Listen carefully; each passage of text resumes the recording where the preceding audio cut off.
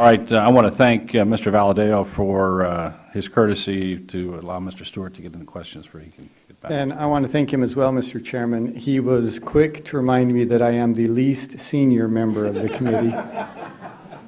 We apparently don't seat according to looks. The gentleman will yield back his time. Thank you, Mr. Chairman. Gentleman's recognized. Madam Secretary, thank you. You have sat before other committees that I've actually chaired one of them previously, and I appreciate your demeanor. I think many of us do, and we appreciate the leadership. We don't, as you know, agree on some things, but we appreciate the leadership and, again, your graciousness. There's just so many things I'd like to discuss with you, and frankly, we don't have time, so I'd like to mention them if I could, and then maybe elicit your support that we could work on them together to find a solution. Before I do that, though, if I could just echo that of the chairman, PILT and secure roads is just enormously important to me in my district.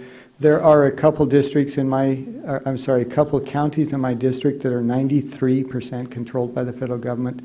These are poor counties as a gracious description, and the uncertainty with PILT and then some of the reductions on SRS is just very, very hard for these poor counties and rural counties. So if we could look forward to that and allowing some stability for them.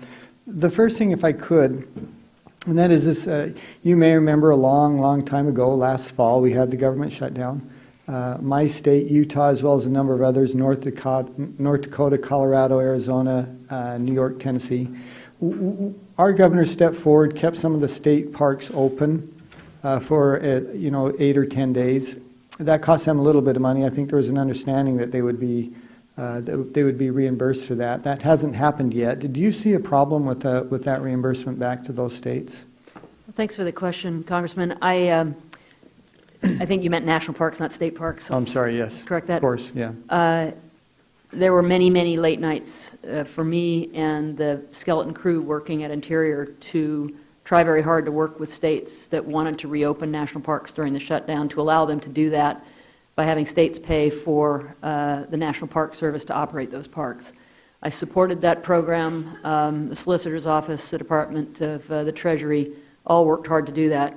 I was advised that I was not allowed to commit the U.S. Treasury to anything, and so I conveyed that to the governors. So all the governors that we worked with went in eyes wide open that they could not be reimbursed without congressional action. Now, there is legislation that's pending to do that reimbursement, and that's the appropriate course forward, but there wasn't a commitment to reimburse them in terms of the negotiations, because that's not something I was allowed to do. Understand, but you wouldn't resist that legislation if we were to try to reimburse the states for those expenses? I would not resist the legislation. Thank you. Another one, and again, this is a detailed issue, but just to bring to your attention, I was meeting with some constituents a few weeks ago, again, in the rural part of my district.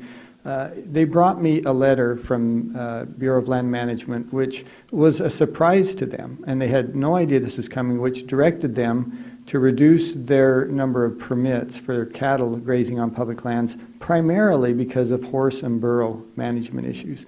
And, you know, you look at some of that rangeland, and it's not the cows that are digging it up and destroying it. It's these wild horses and these wild burros. And by the way, in some cases, they're infringing on other endangered species. They're not indigenous to that territory.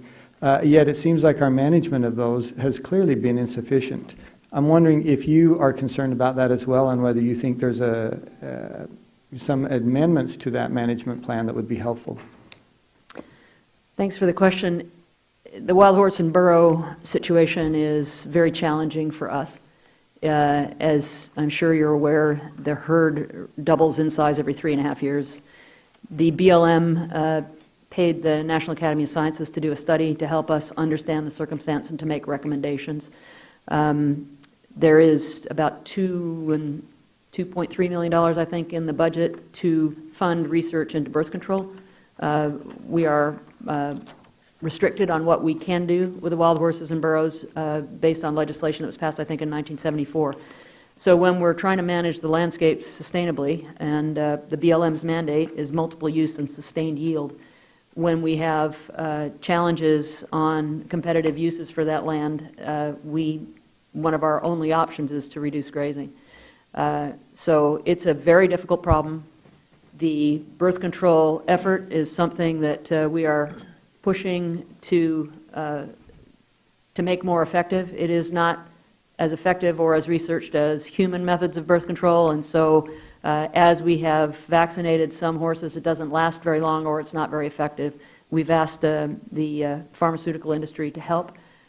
We've even talked about doing an X Prize kind of thing to see if we can address that, because there are people as passionate about keeping wild horses in burrows as there are impacts of those that don't want them. And so we do find ourselves in a very awkward situation. Well, I appreciate that. And by the way, I think most people recognize it's not in any way an ideal environment for those animals. And when we have to capture and retain them like we do, it's not at all what people had envisioned. So thank you. And Mr. Valadeo, thank you for being gracious. And Mr. Chairman, Thank you, gentlemen. Mr. Valadeo. No problem.